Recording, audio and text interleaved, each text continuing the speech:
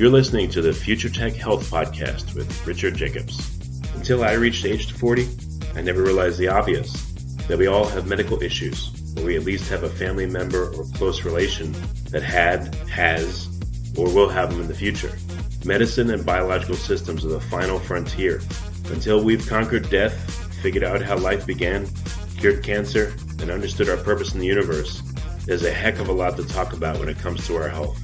Future Tech Health means I'll be covering futuristic topics that are actually already in clinical trials, or even starting to appear on shelves or by prescription, or available for your own use. We dive deep into stem cells, CRISPR-Cas9, the science of sleep, epigenetics, medical testing, cancer, ketogenic diets, stem cells, aging, regenerative medicine, and more. My goal for you, the listener, is to learn from these podcasts. You may very well learn something that may change the course of your life for the better, steer you towards a new career, or give you insight into addressing a serious medical problem. Remember, however, this podcast and its content is informational in nature only. No medical, tax, legal, financial, or psychological advice is being given. If you enjoy the podcast, please listen, subscribe, like, and share it with friends. Thank you. Hello, this is Richard Jacobs with the Future Tech and Future Tech Health podcast. I have Dr. Michelle Saltarrelli. She's with the Autumn Oak Speech, Voice, and Hearing Place. So, Michelle, thanks for coming. How are you doing? Thank you. I'm doing well. How are you? Good. Thanks for taking the time to come on. Tell me about, what you do. What's the premise of your work? Okay. I'm a speech language pathologist. I've been practicing almost 20 years, and an audiologist who's been practicing 11 years. So that makes me unique because I'm duly certified in both. So at the clinic that I own, we do speech pathology and audiology services for both adults and children. So we do an array of services here at the clinic. In addition to that, I work with local universities and lecture and teach students that are doing their externships and trying to get clinical hours. So I'm involved both in the providing the service sector, but also in the educational aspect too. So what interests you about speech pathology and the whole audio world? Right. Okay. I wish I had like a really nice kind of like romantic story behind it, but honestly, it was one day in my junior year in my dormitory. My mom called me up and told me, Michelle, Dad and I are going to stop paying for college if you don't figure out what you're going to do with yourself. So by that time, I realized I'm not that great at chemistry and I'm not very strong in math, so I'm definitely not going to do that. But at that time, I also knew that I wanted to help people and help others. So I went into speech pathology at Southeastern Louisiana University, and they connected me with a private practice owner in Slidell, Louisiana. And there, she was duly certified as well, which is pretty unique. And so I got to do both speech pathology services and got some hands-on with audiology services and loved it. So I decided I practiced for a few years as a speech pathologist, didn't quite feel fulfilled. I wanted to do more. So I went on and got my doctorate in audiology, and I feel very fulfilled now because I'm able to offer two services, and I really understand, one, they're so highly related that it's best to practice both, and I just, feel very fulfilled. So what's your work about? What do people have problems with that you help them with? For audiology services, it's people with hearing loss. They can also come to audiologists for balance, any kind of balance or gait issues, but I don't practice that here at this clinic. So mostly it's hearing services. So they're losing their hearing. We can't medically treat it. We start exploring the route of hearing aids, or if it's beyond the point of hearing aids, then we also explore the route of cochlear implants. So that's what I do here in that area. In speech pathology, it's kids that stutter, kids that have speech problems, apraxia speech, kids that have different disorders. And speech and language are affected. And then the adults, usually I see traumatic brain injury, stroke victims, Parkinson's, Alzheimer's, so those types of related areas. And and any kind of swallowing disorders we work with. So when would a hearing aid help someone versus not, and when would cochlear implants help someone versus not? Okay. So a hearing aid is going to help when a person is having one of the two issues that comes with like a sensory neural type of hearing loss, or even a type of conductive hearing loss that cannot be medically repaired. So people can't hear very well, whether it's in quiet. Most of the time, the first symptom is going to be they can't understand speech very well or hear speech well enough to understand it when they're in group settings or when they're speaking to somebody of a foreign accent or different dialect. I mean, somebody from California might have a hard time listening to somebody from Boston because that dialect's not familiar. So those are the soft signs, and those are the early signs of it. Anything with tinnitus or the ringing in the ear, those are people that should get tested, and that's usually when they're a candidate for hearing aids. You know, even with the mildest or slightest loss, it really depends on their own lifestyle and demands of their lifestyle with their hearing. So here at my clinic, my average age for hearing aids is around 45 years old. Oh, wow. So I work with a lot of professionals that rely heavily on their hearing. And a lot of them, you know, we're in Houston, we're a suburb of Houston. So we work around a lot of different nationalities, so with different accents.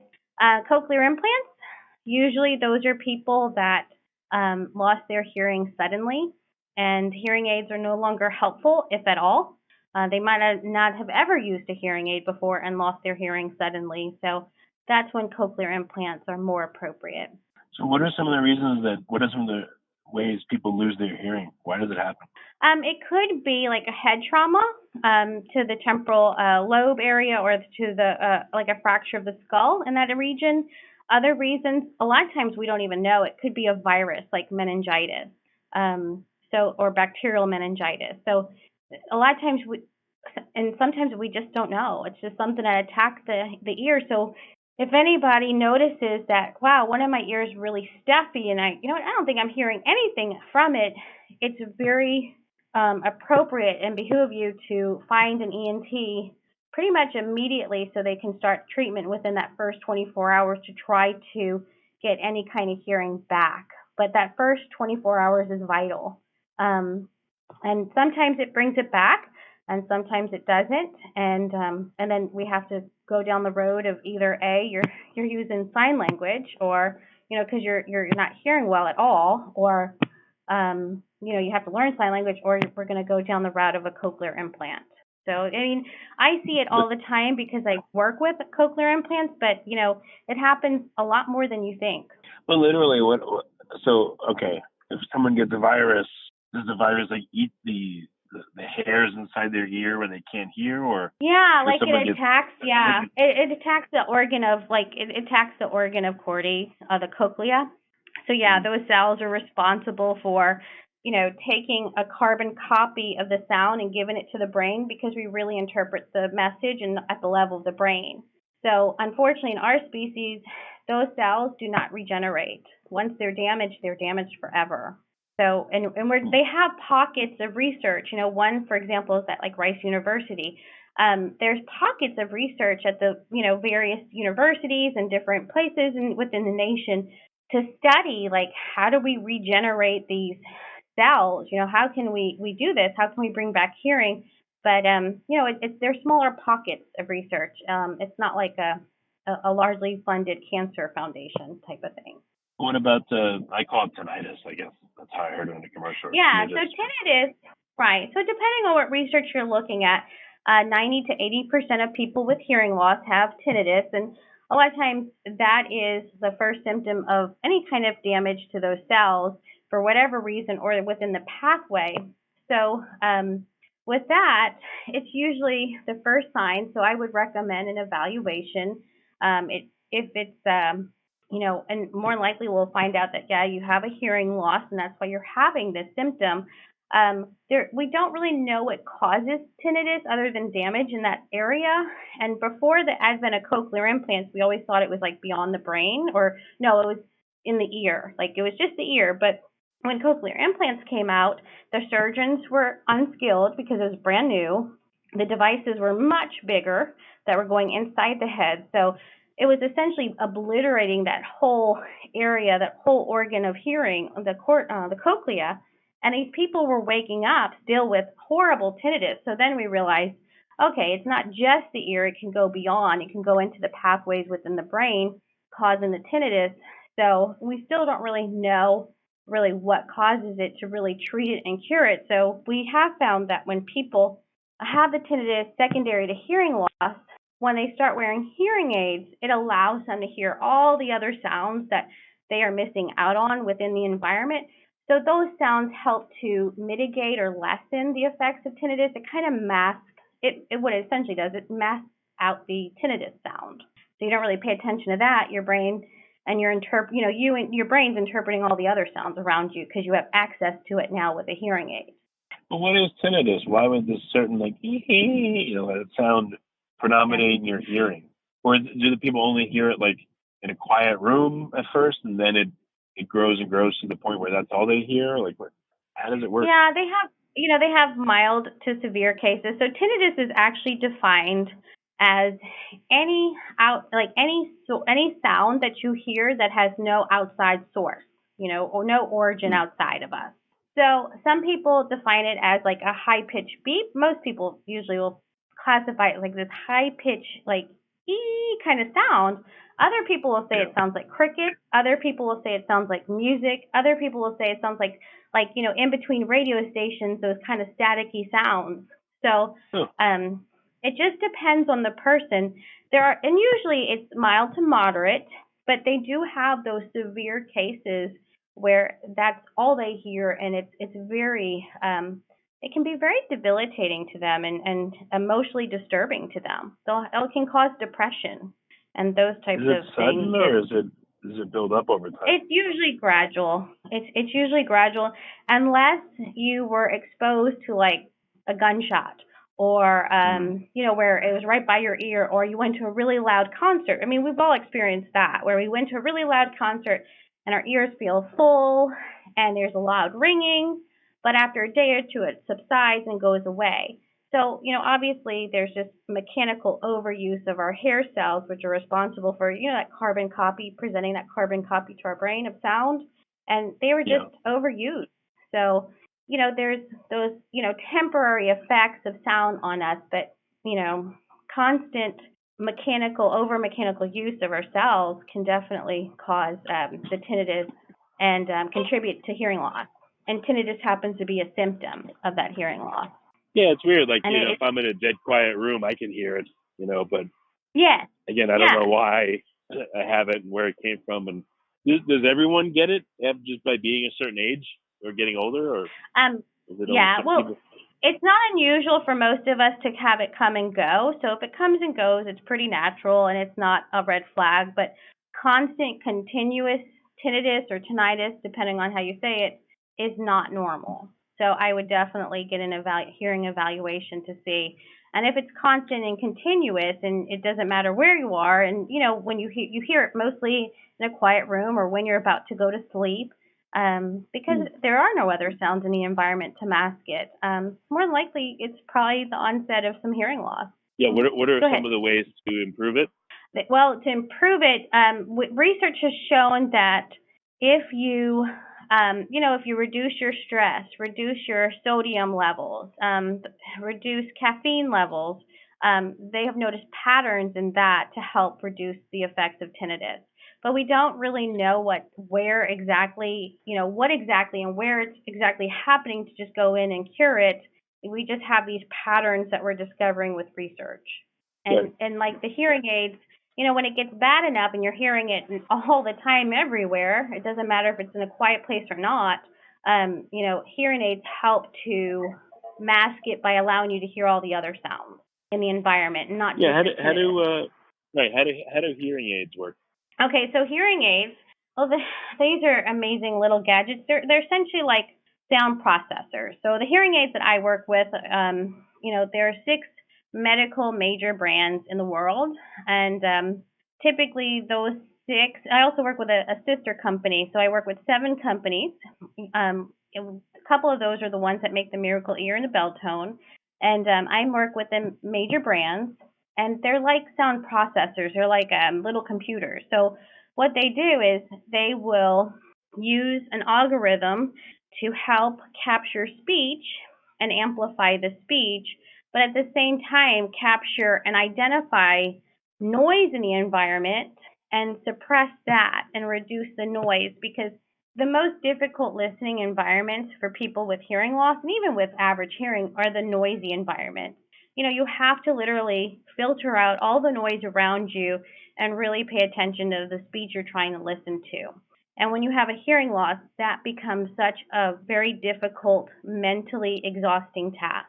So that's what hearing aids are doing, and that's what they've been doing for several years. Now, where they're going is these hearing aid companies are making it where, they're also putting in like, brain tracking, like how long are you wearing it, because we know, according to research, that if you wear your hearing aids all day, every day, except for like maybe when you shower or swim and sleep, it helps to maintain what you have, preserve what you have, preserve the hearing you have, because we know that hearing loss is progressive in nature. It will continue to decline. And the 2 areas that get affected the most is not just sounds are not like too soft now, sounds around you are very soft, dim, dampened, or not even audible anymore. The other one is that speech becomes very difficult to interpret. So they will start to help us track how often people are wearing them to help support what they have. They're also starting to do with like heart rate sensors and, fall alerts where they have a gyroscope and accelerometer inside of this head level, ear level piece, and it's allowing people, or it's going to allow people to be contacted if a loved one falls. And they're starting to get where they're so smart that they are translating 27 different languages in your ears, while somebody of a different language will speak into your phone and your app that goes inside of your, that will allow that language to be translated to English, because I only speak English, and when I speak into my phone, and English will come out in my ears through my hearing aids. And then they're also That's getting amazing. to where it's just, yes, where they're just like little virtual assistants, where you just tap your little, your pinna, which is your ear. You tap your ear, and you ask it, kind of like Siri, like, what's the weather going to be like today? What's going on? What are, so yeah, so they're definitely turning into smart devices.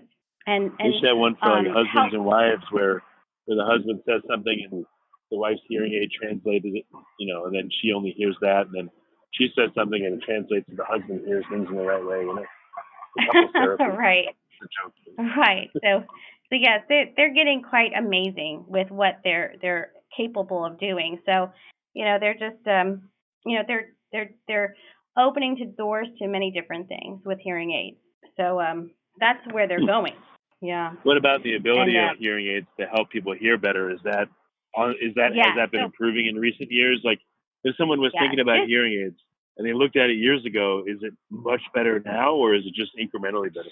yes, no, it is yes, much better now. So when I was in school in the early 2000s, I graduated in 2008, and I told my professors, I'm like, this is very frustrating to tell a patient, I know you just spent all this money on these hearing aids, but that's really all I can do for you. You have to do, you're going to have to rely on everything else, your eyesight, where you use the lighting in the room to make sure that you see and hear everything that's going on. But these are the limitations of the hearing aids nowadays. Well, fast forward, 11 years later, just they've gotten much better where essentially they're advertising, because if you look at all these vendors for hearing aids, they're all wanting to sell you theirs because they have the best. Well, there's only a best for you. There isn't a best out there. If there was, we would all be learning it at this university and teaching it at universities. But they've come a long way where their marketing is, their devices are catching up to their marketing, that, it helps you with hearing, and when you hear it well, you can better understand it well. So yes, and they are able to filter out a lot of the noise and stuff. So yes, it's come a long way. That's why in my early years as an audiologist and speech pathologist, I only worked with cochlear implants. I really didn't want to get into hearing aids because it was a bit disappointing for me too. But now, like I said, the technology's finally caught up to their marketing, and they're doing a lot more. And I can get it where people are very satisfied with their device, because the thing is, though, is that there isn't, like I said, there isn't one best brand for the masses. There just isn't. And the difference between every single manufacturer, and like I said, I work with all 6 of them, plus one of their little sister companies that makes them 7, is their algorithm that they use for speech processing. So as a speech pathologist, I quickly realized, in being an audiologist, that, they're not understanding speech as I expect them to be doing, or as, performing as well. And so what I started to do is, with hearing aids, you have at least 30 days to try it, to figure out if you like it before you commit to them.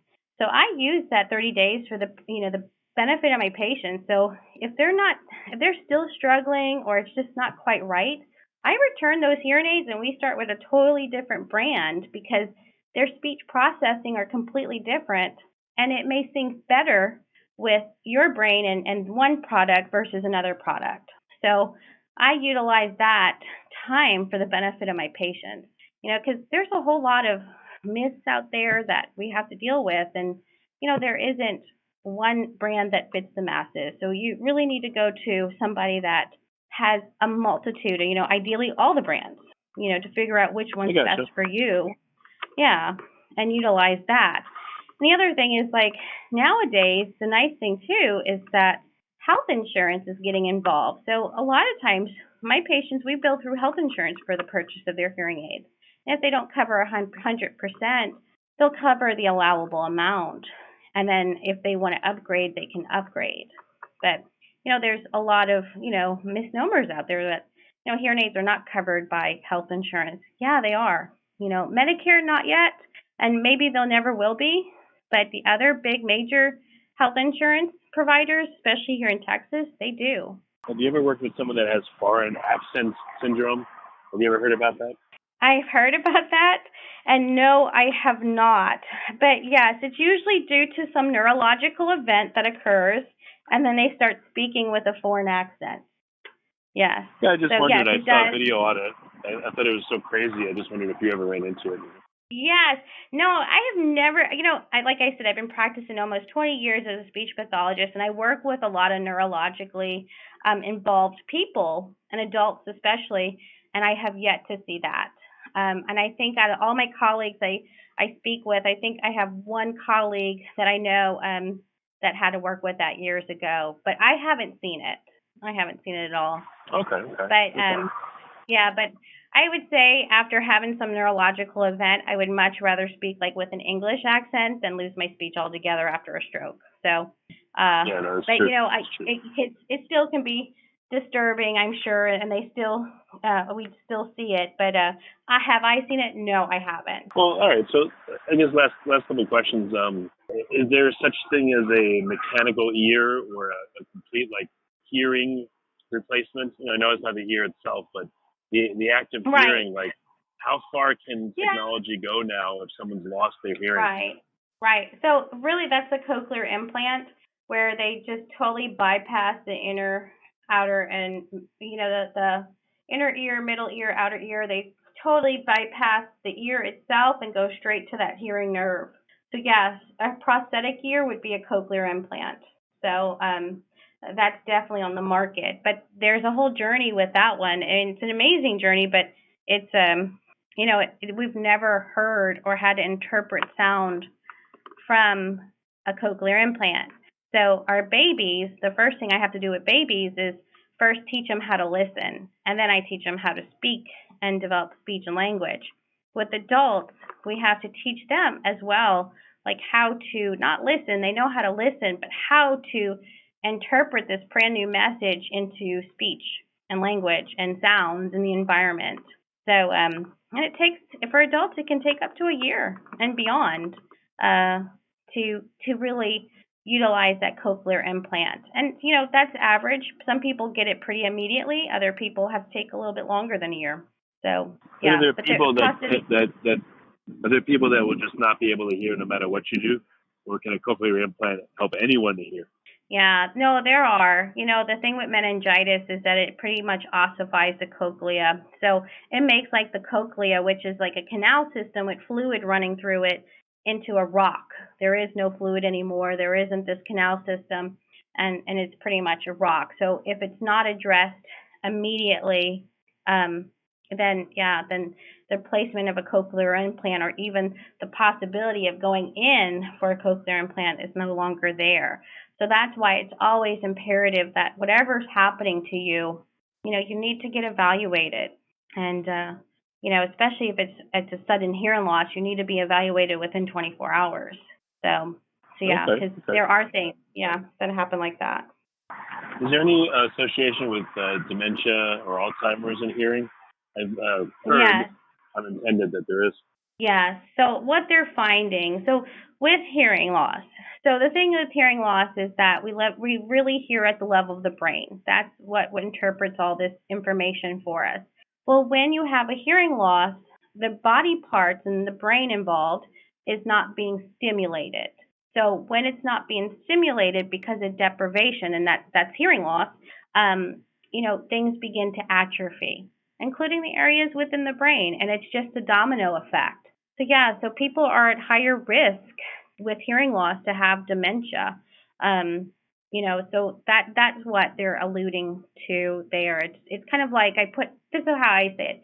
If you put a cast on one leg for 6 weeks, and then you take the cast off, you're going to notice like your muscle, your calf muscle on that leg is much smaller than the other leg, and it's because of deprivation. It's atrophy. And that's really what's happening with the hearing mechanisms within our brain. It's just this domino effect of our neurons. It's the death of these cells, secondary to lack of stimulation, deprivation. So hearing loss should be treated as soon as possible. Well, very good. So what are some resources for listeners? What's the best way for them to get in touch and to find out more? As for listeners, they're welcome. There are, good places for resources.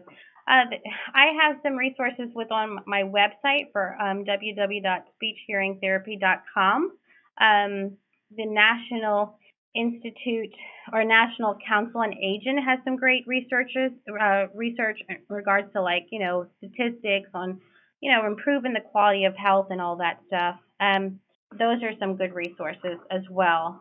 But pretty much, if somebody needs help with their hearing, make sure that whomever you go see works with a variety of manufacturers, not just one.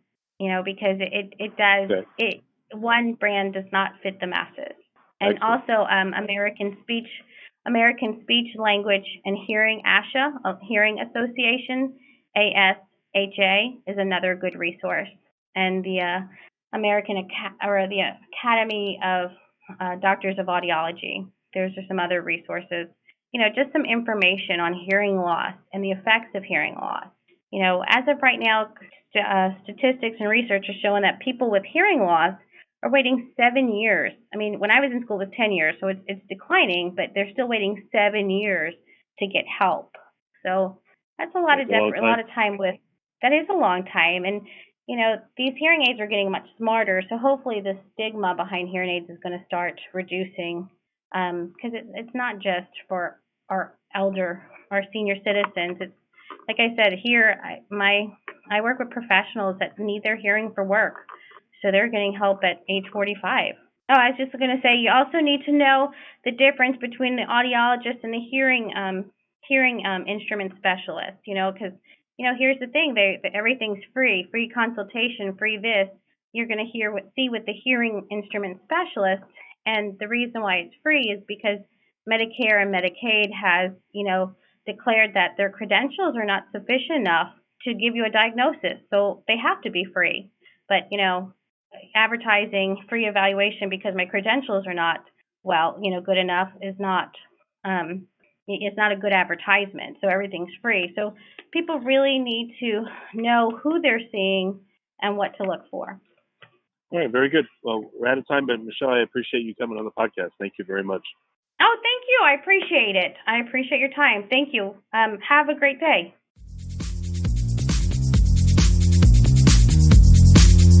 You're listening to the Future Tech Health Podcast with Richard Jacobs. Until I reached age 40, I never realized the obvious, that we all have medical issues, or we at least have a family member or close relation that has, or will have them in the future. Medicine and biological systems are the final frontier. Until we've conquered death, figured out how life began, cured cancer, and understood our purpose in the universe, there's a heck of a lot to talk about when it comes to our health. Future Tech Health means I'll be covering futuristic topics that are actually already in clinical trials, or even starting to appear on shelves or by prescription, or available for your own use. We dive deep into stem cells, CRISPR-Cas9, the science of sleep, epigenetics, medical testing, cancer, ketogenic diets, stem cells, aging, regenerative medicine, and more. My goal for you, the listener, is to learn from these podcasts.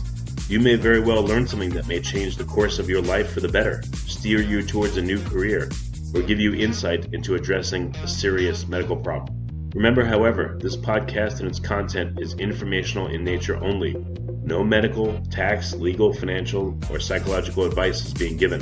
If you enjoyed the podcast, please listen, subscribe, like, and share it with friends. Thank you.